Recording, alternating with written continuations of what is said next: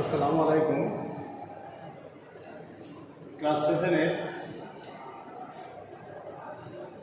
ইতিহাসের ক্লাসে আজ তোমাদের খলজি বংশ নিয়ে আলোচনা করব।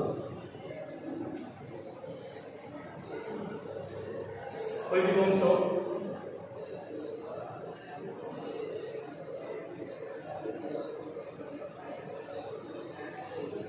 এর আগে তোমাদের দুটো ক্লাস দেওয়া হয়েছিল। প্রথম ক্লাসে আমরা আলোচনা করেছিলাম সুলতানি বংশের প্রতিষ্ঠাতা কুতুবউদ্দিন আইবক এবং তার জামাতা ইলতুৎমিশ সম্পর্কে প্রথম ক্লাসে এগুলো আলোচনা করা হয়েছিল। দ্বিতীয় ক্লাসে আমরা আলোচনা করেছি সুলতান রাজিয়া এবং গিয়াসউদ্দিন বলবন সম্পর্কে। আজ আলোচনা করব খলজি বংশ। তাহলে খলজি বংশের প্রতিষ্ঠাতা কে ছিলেন? জালালউদ্দিন ফিরোজ খলজি।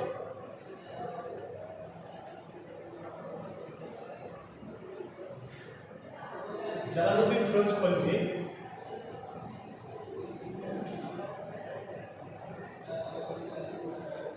জালালউদ্দিন ফিরোজ খলজি ছিলেন এই খলজি বংশের প্রতিষ্ঠাতা।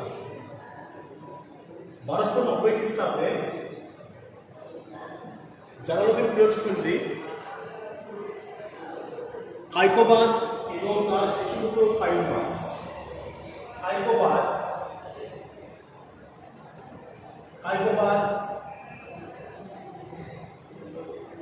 ও তার শিশুপুত্র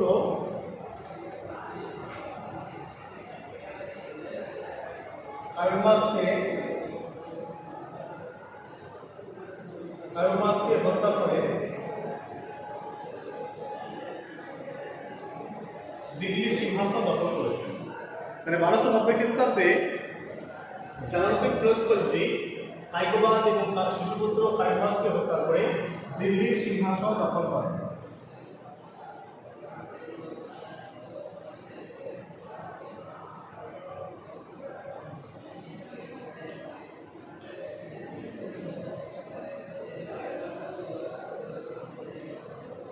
এই ঘটনা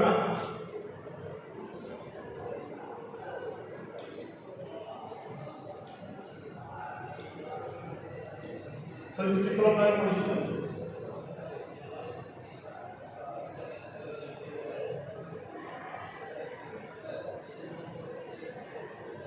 তাহলে 1290 খ্রিস্টাব্দে জালালউদ্দিন ফিরোজ খলজি কায়কোবাদ এবং তার শিশুপুত্র কায়ুমাসকে হত্যা করে দিল্লির সিংহাসন দখল করেন। এই ঘটনা খলজি বিপ্লব নামে পরিচিত।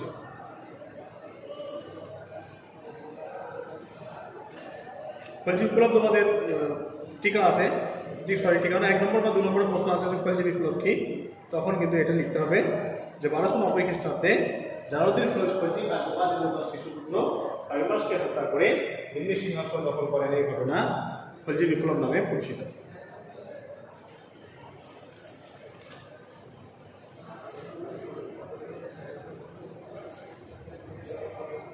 জালালউদ্দিন ফিরোজ খলজির রাজত্বকালে প্রায় 1.5 লক্ষ মঙ্গল, জালালউদ্দিন ফিরোজ খলজির রাজত্বকালে প্রায় 1.5 লক্ষ মঙ্গল হেলাকুর নেতৃত্বে দিল্লির উপকণ্ঠে বসবাস করতে শুরু করে। কত না 1.5 লক্ষ মঙ্গল হেলাকুর নেতৃত্বে দিল্লির উপকণ্ঠে বসবাস করতে শুরু করে এবং এরা পরবর্তীকালে ইসলাম ধর্ম গ্রহণ করে। তারা এইসব প্রায় 1.5 লক্ষ মঙ্গলের মধ্যে বেশ কিছু মঙ্গল কি করে তারা নিজের দেশে ফিরে যায়, স্বদেশে প্রত্যাবর্তন করে এবং বেশিরভাগই মঙ্গল কি করে দিল্লির উপকণ্ঠে বসবাস করতে শুরু করে। এরা নব মুসলিম নামে পরিচিত। একটা প্রশ্ন আছে, নব মুসলমান বা নব মুসলমান নামে কারা পরিচিত? জালালউদ্দিন ফিরোজ খলজির রাজত্বকালে 1.5 লক্ষ মঙ্গল হলাকু হয় নেতৃত্বে দিল্লির উপকণ্ঠে বসবাস করতে শুরু করে এবং পরবর্তীকালে বেশ কিছু মুঘল স্বদেশে ফিরে যায় এবং বেশিরভাগ মুঘল কি করে দিল্লি অভিবান্ডে বসবাস করতে শুরু করে। এরা নবাব মুসলমান নামে পরিচিত।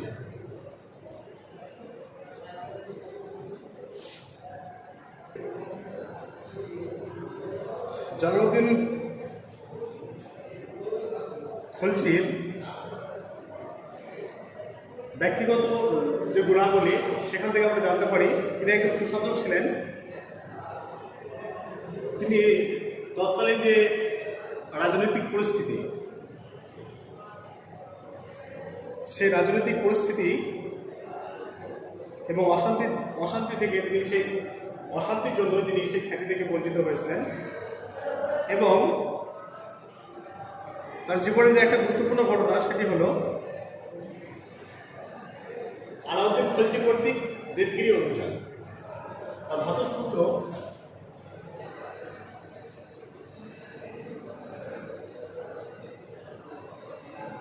আলাউদ্দিন খলজি কর্তৃক দেবগিরি অভিযান।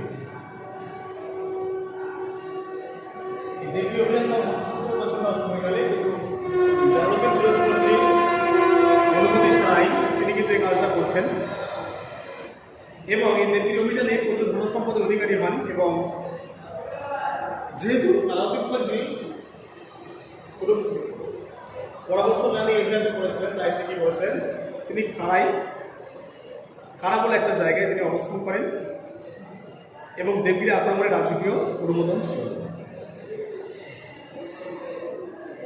এটাই তার পতনের অন্যতম কারণ বলা যায়। তিনি তার ভ্রাতুষ্পুত্রকে নিয়ে আসেন এবং ইখতিয়ারউদ্দিন নামে আলাউদ্দিনের একজন অনুসর তলোয়ারে আঘাতে জালালউদ্দিন খলজির দেহ থেকে মাথাকে বিচ্ছিন্ন করে দেন। এরকম পরিস্থিতিতে 1296 খ্রিস্টাব্দে আলাউদ্দিন খলজি দিল্লির সিংহাসনে। তাহলে জালালউদ্দিন খলজিকে দিল্লি থেকে সরিয়ে দেওয়া হলো, দিল্লির সিংহাসন থেকে তাকে তার মস্তককে ছেদন করা হলো। সেই মস্তক ছেদন বা তাকে যে হত্যা করা হলো সেই হত্যার পেছনে আলাউদ্দিন খলজির একটা বড় হাত ছিল। এটা চক্রান্ত করে তার চাচাকে হত্যা করা হয়েছিল এবং 1296 খ্রিস্টাব্দে আলাউদ্দিন খলজি দিল্লির সিংহাসনে বসেন।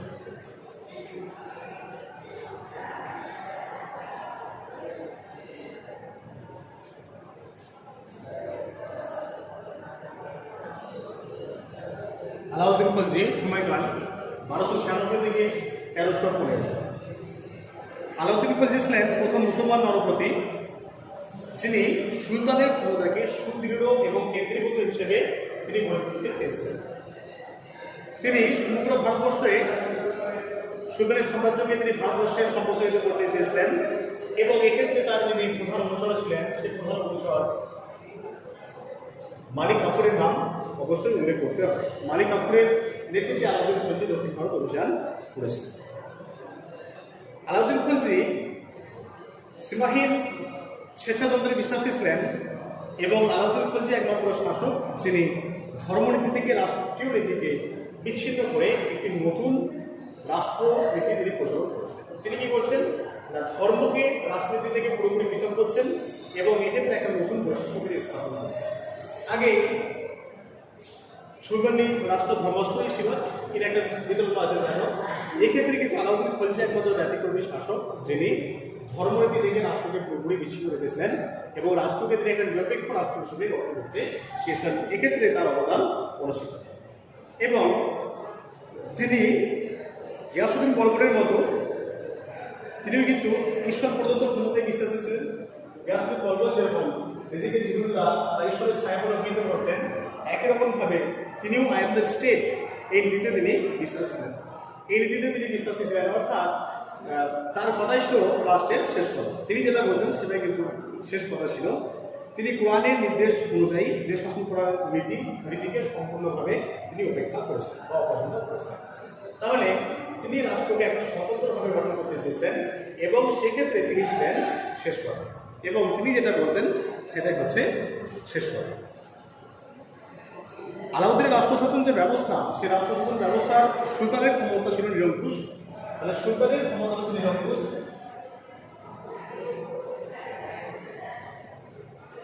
আলাউদ্দিন খলজি অর্থনীতি, সমাজনীতি, ধর্মনীতি এই সমস্ত ক্ষেত্রে তিনি প্রধান ভূমিকা গ্রহণ করেছেন এবং তিনি যারা তার পরিষদ, রাজস্ব বর্গ যারা, রাজস্ব পরিষদ যারা বা পরামর্শদাতা যাদেরকে বলা হয় মন্ত্রী পরিষদ, সেই মন্ত্রী পরিষদের তিনি পরামর্শ গ্রহণ বা বর্জন এটা কিন্তু সম্পূর্ণ তাদের উপরে নির্ভরশীল, সেটা সম্পূর্ণ কিন্তু সুলতানের উপরে নির্ভরশীল ছিল। তাদের মতামত তিনি গ্রহণ করতেও পারতেন, আবার বর্জন করতে পারতেন। এক্ষেত্রে রাষ্ট্রের যে নিরঙ্কুশ ক্ষমতার অধিকারী, সেই নিরঙ্কুশ ক্ষমতার অধিকারী ছিলেন তিনি নিজে। তিনি মনে করতেন তার সময়কালে যে 4টি বিদ্রোহ, তার সময়কালে যে বিদ্রোহ দেখা দিচ্ছে, সেই বিদ্রোহের পেছনে তিনি 4টি কারণকে দায়ী করতেন। প্রথমত কি না, সাম্রাজ্যের সকল সংবাদ তার কানে পৌঁছে। তার কি কি চারটি জিনিসকে তিনি বিদ্রোহের জন্য দায়ী করতেন? যে একটা সাম্রাজ্য, তার যে সাম্রাজ্য, সেই সাম্রাজ্যের সমস্ত খবর তার কর্ণগোচর হয় না, সমস্ত খবর তার কানে আসে না, এটা 1 নম্বর। 2 নম্বর হচ্ছে যে মদ্যপান, অতিরিক্ত মদ্যপানের ফলে মানুষের যে নৈতিক অবক্ষয়, সেই নৈতিক অবক্ষয়ও কিন্তু একটা বিদ্রোহের কারণ। 3 নম্বর কি না, দরবারে যারা আমির তারা পরস্পরের সঙ্গে বৈবাহিক সম্পর্কে আবদ্ধ হয়ে ক্ষমতা দখল করছে এবং সুলতানের মতামত অগ্রাহ্য করছে, এটাও বিদ্রোহের একটা কারণ।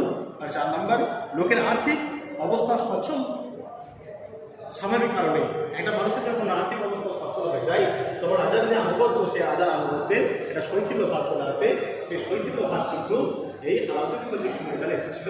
এই 4টি কারণকে তিনি বিদ্রোহের প্রধান কারণ বলে অভিহিত করেছেন। তাহলে কি 4টি প্রধান কারণ? প্রথমত তিনি মনে করছেন যে পুরো সাম্রাজ্য, সেই সমস্ত সাম্রাজ্যের খবর কিন্তু তার কাছে এসে পৌঁছাচ্ছে না, গুপ্তচররা ঠিকঠাকভাবে সমস্ত সাম্রাজ্যের খবর তার কাছে পৌঁছাচ্ছে না, এটা 1 নম্বর দিক। 2 নম্বর দিক কি না, মদ্যপানের ফলে লোকের সামরিক যে উচ্চবিলাস, সেই উচ্চবিলাস বৃদ্ধি পায় না, উচ্চবিলাস বৃদ্ধি পায় মদ্যপানের ফলে। সাময়িকের জন্য হলেও মানুষ নিজেকে অনেক কিছুই, এটাও বিদ্রোহের একটা বড় কারণ বলে তিনি মনে করছেন। আর 3 নম্বর কি না, দরবারে যারা আমির, সে আমিরা কি বলছে, নিজেদের মধ্যে একটা বৈবাহিক সম্পর্ক আবদ্ধ হয়ে যাচ্ছে এবং বৈবাহিক সম্পর্কে আবদ্ধ হয়ে যাওয়ার ফলে তারা রাজার বিরুদ্ধে একটা গোষ্ঠী বা চক্র গঠন করছে, এটাও বিদ্রোহের বিষয়ে একটা বড় কারণ বলে আলাউদ্দিন খলজি মনে করতেন। আর 4 নম্বর কি না, লোকের আর্থিক সচ্ছলতা, লোকের আর্থিক সচ্ছলতা বিদ্রোহের বিষয়ে একটা কারণ বলে তিনি মনে করেন। লোকের আর্থিক সচ্ছলতা কি কারণে দায়ী না, একটা মানুষের মধ্যে যখন আর্থিক সচ্ছলতা চলে আসে, তখন রাজার যে আদেশ, সে রাজার আদেশ সহজে তারা অগ্রাহ্য করতে পারে, এটাকেও কিন্তু তিনি বিদ্রোহের একটা কারণ বলে অভিহিত করেছিলেন।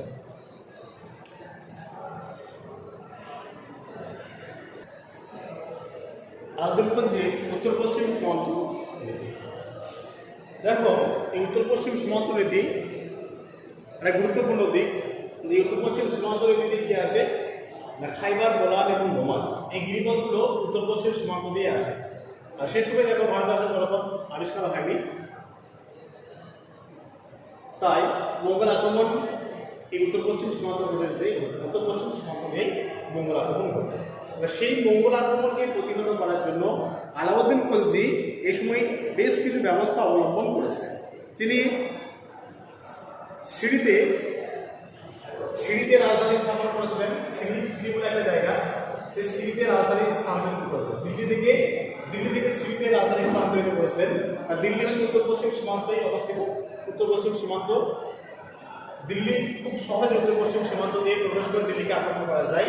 এই কথাটা মাথায় রেখে আলাউদ্দিন খলজি কি করেছিলেন না, সিঁড়িতে তার রাজধানীটা স্থানান্তরিত করেছিলেন এবং রাজধানী স্থানান্তরিতকরণের সঙ্গে সঙ্গে তিনি নিজেও কিন্তু সেখানে সশরীরে অবস্থান করতেন। তারা শুধুমাত্র যে রাজধানী থেকে তিনি দিল্লি থেকে সিঁড়িতে নিয়ে নেন শুধু সেটাই নয়, তার সঙ্গে সঙ্গে কি বলেন না, তার সঙ্গে সঙ্গে তিনি নিজের সশরীরে সেখানে উপস্থিত ছিলেন।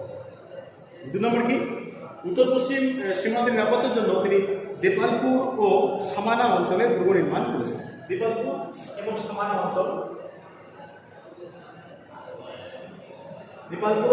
অঞ্চলে তিনি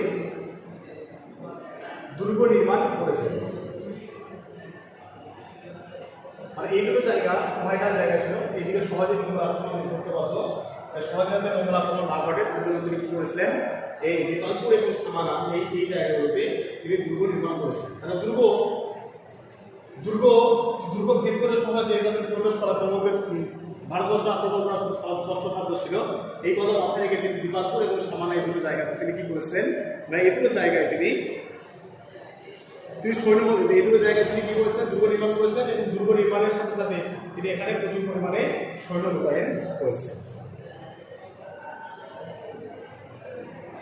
আর মঙ্গল আক্রমণের পথে যে সমস্ত পুরনো দুর্গগুলো ছিল, মঙ্গল আক্রমণের পথে যে সমস্ত পুরনো দুর্গগুলো আগে নির্মাণ করা হয়েছিল সেই দুর্গগুলো তিনি সংস্কার করেছিলেন এবং সেখানে প্রচুর পরিমাণে তিনি করেছিলেন সৈন্য মোতায়েন করেছিলেন, যাতে সেই দুর্গগুলো যাতে সক্রিয় হয়ে ওঠে তার জন্য তিনি এরকম ব্যবস্থা অবলম্বন করেছিলেন। আর দিল্লি শহরে মঙ্গলরা যাতে সহজে প্রবেশ করতে না পারে তার জন্য তারা দিল্লি শহরকে প্রাচীর বৃষ্টিতে করেছিলেন, প্রাচীর দিয়ে ঘিরে দিয়েছিলেন। এ সমস্ত কাজগুলো আলাউদ্দিন খলজি এই মঙ্গল আক্রমণের জন্যই তিনি করেছিলেন।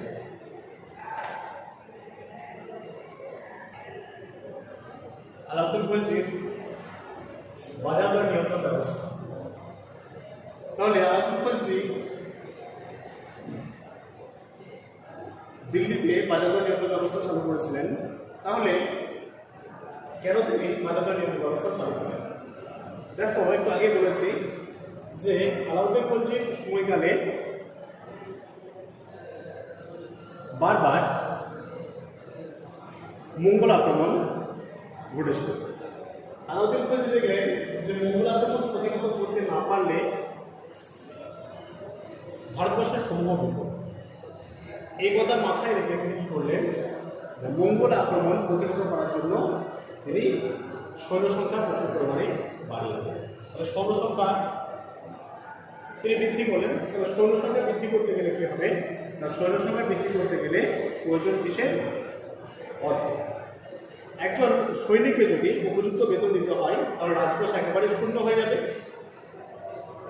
রাজকোষ শূন্য হয়ে যাবে এত মানুষকে উপযুক্ত বেতন দিতে গেলে। তাই তিনি উপলব্ধি করলেন কি, যে বাজারের প্রত্যেকটা জিনিসের দাম তিনি বেঁধে দেবেন। বাজারের প্রত্যেকটা জিনিসের দাম বেঁধে দিলেন যাতে অল্প বেতনে যারা সেনাবাহিনী তাদের অল্প বেতনে যাতে সংসারটা স্বাচ্ছন্দ্যে চলতে পারে তার জন্য তিনি জিনিসপত্রের দাম বেড়ে দিয়েছেন। এক্ষেত্রে তিনি কি করেছিলেন না, বেশ কিছু বিভাগ করেছিলেন আলাদা আলাদা। মান্ডি বা প্রধান শস্যের বাজার বসিয়েছিলেন। প্রধান বাজারের সঙ্গে দিল্লির বিভিন্ন মহল্লায় জিনিস সরবরাহ করা হতো। স্থায়ী আদল বা ন্যায় ভবন তিনি দিল্লির বদায়ন্তরণে প্রতিষ্ঠা করেছিলেন। চিনি, কাপড়, ওষুধপত্র, শুকনো ফল, মাখন এই সমস্ত জিনিসগুলো সেখানে বিক্রি হতো। অর্থাৎ সমস্ত জিনিসই কিন্তু সমস্ত জিনিসের উপর তার একটা নিয়ন্ত্রণ ছিল। অর্থাৎ একজন মানুষ যাদের খুব স্বল্প দামে সমস্ত জিনিস পেতে পারে, একজন সৈনিক, মূলত সৈনিকদের জন্য এটা করেছিলেন।